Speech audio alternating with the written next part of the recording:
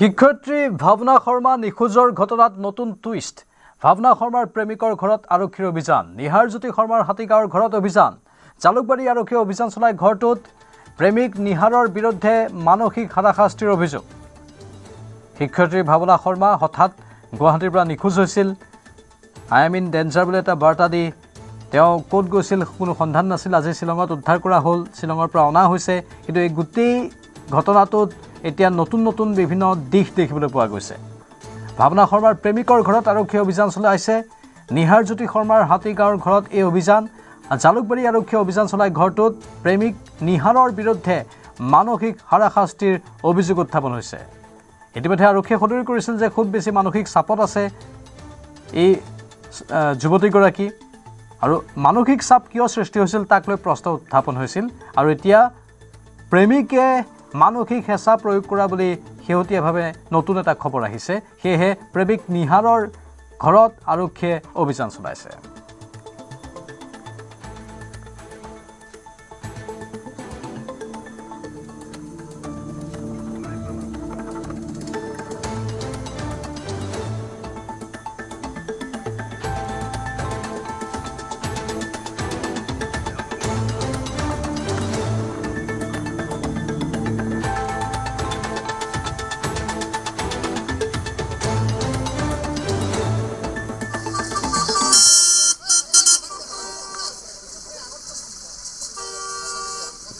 আমাৰ সাংবাদিক প্ৰিয়ব্ৰত গগৈ বৰ্তমান লাইভত আছে। প্ৰিয়ব্ৰত, নিহাৰ নামৰ সেই প্ৰেমিকগৰাকীৰ বিৰুদ্ধে এটা অভিযোগ উত্থাপন হৈছে যে ভাৱনা শৰ্মাৰ ওপৰত মানসিক হেঁচা প্ৰয়োগ কৰিছিল, এক প্ৰকাৰ নিৰ্যাতন চলোৱা তেনেধৰণৰ খবৰো আহিছে। কি তথ্য আছে আপোনাৰ লগত?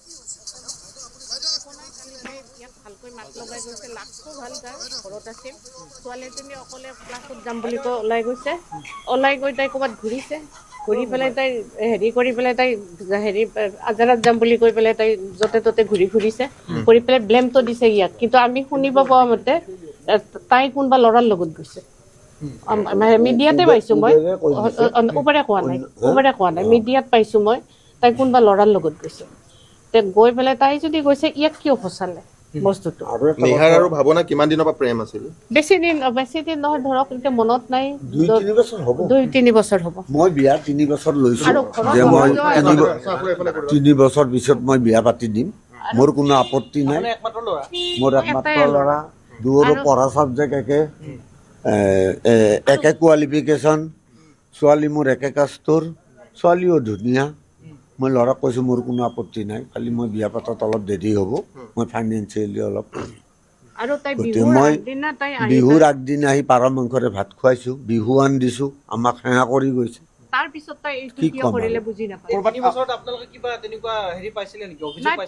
নাই, তাই বঢ়িয়াকে গৈছে, তাই ধুনীয়াকে কথা বাৰ্তা পাতিছে, তাইৰ একো ভেজাল নাই। এতিয়া তাই কাৰ পৰচনাত পৰি এইটো কৰিছে মই বুজি নাপাওঁ। কাৰণ তাইকতো মই এনেকুৱা ছোৱালী বুলি ভবাই নাছিলোঁ। তাই যে এনেকুৱা একদম মোৰ ছোৱালী যেনেকুৱা মই তাইকো তেনেকুৱা বুলি ভাবিছিলোঁ। মই কৈছোঁ তুমি কিবা লাগিলে মোক ক'বা, তুমি মোৰ নিজো যেনেকুৱা তুমিও তেনেকুৱা।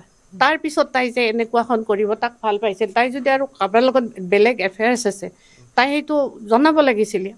মইতো নাই হোৱা, তাই গম পাইছো, নিউজত দেখি গম পাইছো, কিন্তু মই ভাবা নাই। তাই মোৰ ল'ৰাই কালি তাক বাৰবাৰ, একচুৱেলি তাই পইচা আনিব গৈছিলে, এমাহৰ দৰমহা পাই পইচা আনিব গৈছিলে। মোৰ ল'ৰাই বাৰে বাৰে কৈছে তুমি অকলে নাযাবা, যদি মই যাব লাগে মই যাওঁ, নহ'লে তুমি দেউতাক লৈ যাবা। নাই, মই অকলে পাৰিম। আৰু তাই যিটো ভাবে তাই ঘৰ দুখনৰ মাজত সম্পৰ্ক আছে নাই? মানে দুইখন ঘৰে দেউতাক মাক আপোনালোকে আমাৰ ফোনত আছে, আমি ফৰ্মেলি কৰা নাই। তাই মোৰ ল'ৰাও কেম্পাছত নোসোমায়, তেওঁলোকৰ ফালৰ পৰা সন্মতি আছে? আছে। ভেজাল একো নাই। ঘৰত সোমাই এইমাত্ৰ কি কৰিলে? লৈ আহিছে, একেলগে আছে নিহাৰ, কি কৰে? ঘৰত তালাচী কৰিছে নেকি? একো তালাচী কৰা নাই, ৰুমটো চাইছে। একো পাব লগা বস্তুৱে নাই, কি তালাচী কৰিব? আমাৰতো আমি আৰু ক্ৰিমিনেল নহয়। মই তাইক ছোৱালীৰ দৰে মৰম কৰোঁ। তাৰপিছত যেতিয়া তাই এইখিনি কৰিছে, মইতো ভাবোঁ তাইক উপৰিয়াল তাইক শাস্তি দিব। মই এটা মাক হৈ তাই যেতিয়া ল'ৰাৰ এটা এনেকুৱা বদনাম আনিছে, তাইৰ বদনাম হৈছে কাৰণে আমাৰ ল'ৰাটোৰ বদনাম আনিছে। একচুৱেলি এইটো তেওঁলোকে মইতো ভাবো সেইটো নিহাৰে এইমাত্ৰ ঘৰত আহোঁতে কিবা ক'লে নেকি? কিবা কৈছে নাই নেকি? কৈছে, তাই কৈছে চিন্তা নকৰিবা, মোৰ অলপ মানে প্ৰব্লেম আছে, কাৰণ তুমি ছোৱালী নাৰ্ভাছ হৈছা। বোলো মই নাৰ্ভাছ হোৱা নাই বাবা, ওপৰৱালা আছে, তুমি একো কৰা নাই। তুমি সেইদিনা স্পটত থাকিলেও বেলেগ কথা আছিল। তুমি মাকে ষ্টেটমেণ্ট দিছে ল'ৰা ঘৰত আছে, আৰু ল'ৰা খুব ভাল। মাকে ষ্টেটমেণ্ট দিছে ল'ৰা খুব ভাল। কি ক'ম আৰু এতিয়া ভাৱনাই আপোনালোকক কোৰাত ফচাব চেষ্টা কৰিছে। তেওঁৰতো বদনাম হৈছে, গতিকে মোৰ ল'ৰাটোৰো বদনাম কৰাৰ কাৰণে চেষ্টা কৰিছে, এইটোৱে কথা। তাত বাহিৰে কি নিহাৰৰ ফোনটো নিহাৰৰ লগত আছে নে আৰক্ষীয়ে লৈ লৈছে বুলি কিবা কৈছে নেকি? নাই নাই আমি সোধা নাই, এইটো বৰ্তমান সোধা নাই। সোধা নাই। কিন্তু তাইক বহুত মৰম কৰিছিলো ছোৱালীৰ দৰে, কিন্তু তাই এনেকুৱা কৰিব বোলে। বিহুৰ 12 তাৰিখে আহিছে। ভাৱনাই কৈছে যে মানসিক নিৰ্যাতন বা কিবা এইটো কিবি মিছা কৈছিলে কথা। নিহাৰে। তাৰ এটা খং আছে, তাই যেতিয়া তাইৰ কথাটো নুশুনে। মোৰ ল'ৰাটোৰ অলপ খং আছে, খং মানে কি তাইৰ মতে চলিব লাগে।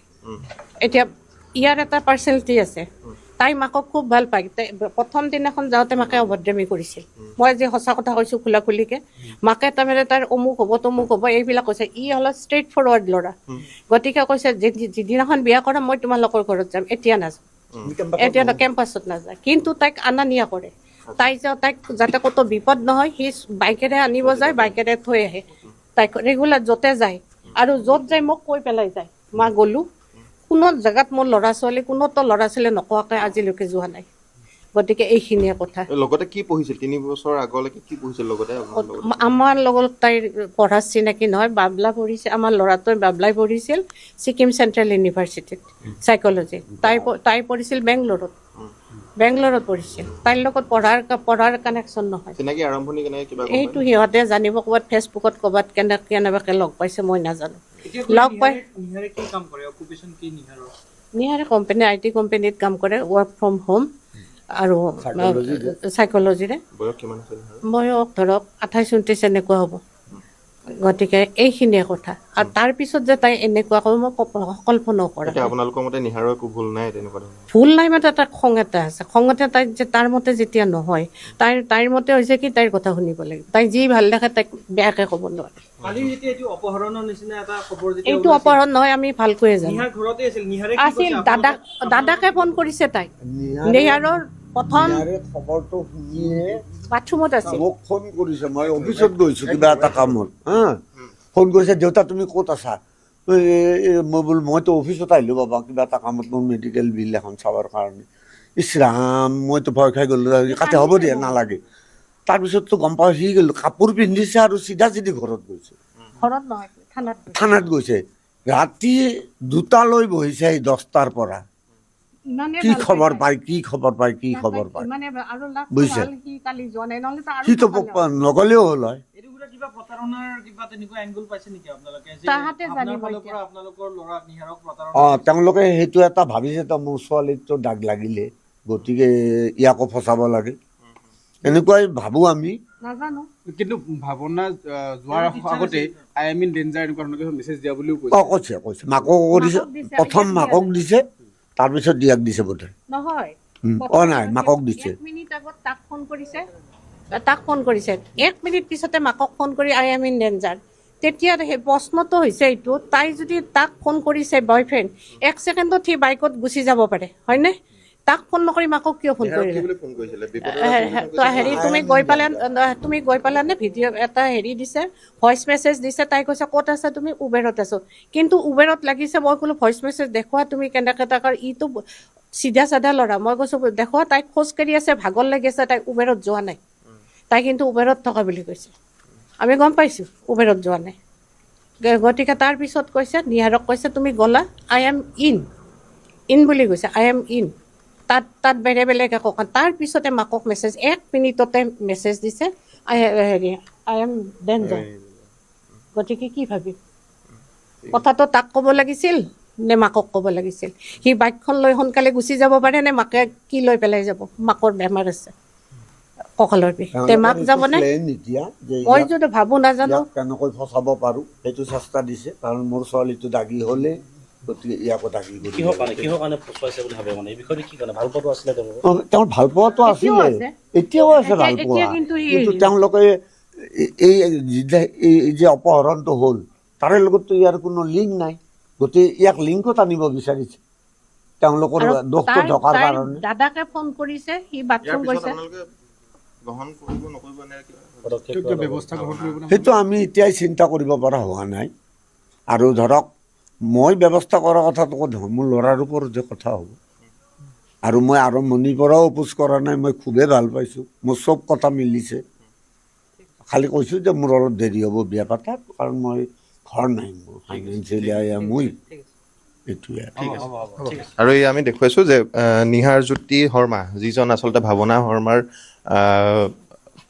প্ৰেমিকৰ মাক দেউতাক আমি দেখুৱাইছোঁ তেওঁলোকে বৰ্তমান সময়ত ঘৰতে আছে যিহেতু কিছু সময় পূৰ্বতে জালুকবাৰী আৰক্ষীয়ে তেওঁলোকৰ ঘৰত অভিযান চলাইছে হাতীগাঁৱৰ আৰক্ষীৰ সহযোগত গতিকে তেওঁলোকে এতিয়া বৰ্তমান সময়ত গোটেই কথাখিনি কৈছে যে কেনেধৰণে আচলতে চাহ চিনাকি হৈছিল প্ৰায় 3 বছৰ তেওঁলোকৰ সম্পৰ্ক আছিল তেওঁলোকে ইজনে সিজনক জানিছিল আৰু সামাজিক মাধ্যমৰ ফেচবুক বা অন্য কোনো মাধ্যমৰ জৰিয়তে আচলতে তেওঁলোকে হয়তো ইজনে আনজনৰ চিনাকি হৈছিল বুলি তেওঁলোকে কৈছে আৰু যিহেতু ইতিমধ্যে উল্লেখ কৰিছে যে তেওঁলোকে বিবাহৰ প্ৰতি তেওঁলোকৰ সন্মতি আছিল কেইদিনমানৰ পাছত অৰ্থাৎ সোনকালে নহ'লেও অতি শীঘ্ৰেই তেওঁলোকে আচলতে বিবাহ পাশত আগবদ্ধ হ'ব বা তেওঁলোকৰ যি বিবাহ আছে ঘৰৰ ফালৰ পৰা সেই কাম কাজসমূহ আগবঢ়াব বুলি ইতিমধ্যে কৈছিল কিন্তু তাৰ পাছতো আচলতে তেওঁলোকে যি কথা বৰ্তমান সময়ত উল্লেখ কৰিলে যে হয়তো ভাৱনা শৰ্মা যিহেতু এনে এটা ঘটনা সংঘটিত হৈছে গতিকে তাৰ লগত কেনেবাকৈ আচলতে ভাৱনা শৰ্মাৰ বিয়াত বহিবলৈ মন নাথাকিব পাৰে নেকি বা এই যি আচলতে নিহাৰজ্যোতি শৰ্মাক ক'ৰবাত আচলতে পাকত পেলাই বিপদত পেলাব খুজিছে নেকি তাক লৈ বৰ্তমান সময়ত ডাঙৰ প্ৰশ্ন উত্থাপন হৈছে যিহেতু ঘৰৰ প্ৰিয়ব্ৰত মানুহে হয় বা আমি নিহাৰজ্যোতি শৰ্মাৰ বিদায় ল'ম যি কিন্তু পৰিয়াল তাৰ আছে, পূৰ্বে এটা প্ৰশ্ন মাক প্ৰিয়ব্ৰত দেউতাক। নিহাৰ বৰ্তমান ক'ত আছে আৰক্ষীয়ে লৈ গৈছে নেকি তেওঁক যিহেতু প্ৰাঞ্জল আমি ইতিমধ্যে কৈছোঁৱেই যে যেতিয়া আচলতে ভাৱনা শৰ্মা আহি জালুকবাৰী আৰক্ষী থানাত উপস্থিত হৈছিল তাৰ কিছু পূৰ্বেই আচলতে আৰক্ষীয়ে তেওঁক তলব কৰিছিল নিহাৰজ্যোতি শৰ্মাক তলব কৰি জালুকবাৰী আৰক্ষী থানালৈ মাতি নিছিল গতিকে তাৰ পৰাই পোনপটীয়াভাৱে আৰক্ষীৰ লগতে আচলতে লৈ অনা হৈছিলে এই ঘৰখনৰ ৰুমটোত তালাচী চলোৱা হ'ল পুনৰ এবাৰ তেওঁক ইয়াৰ পৰা লগতে লৈ আচলতে জালুকবাৰী আৰক্ষী থানালৈ ৰাওনা হৈছে আৰক্ষীসকল ধন্যবাদ জনাইছোঁ প্ৰিয়ব্ৰত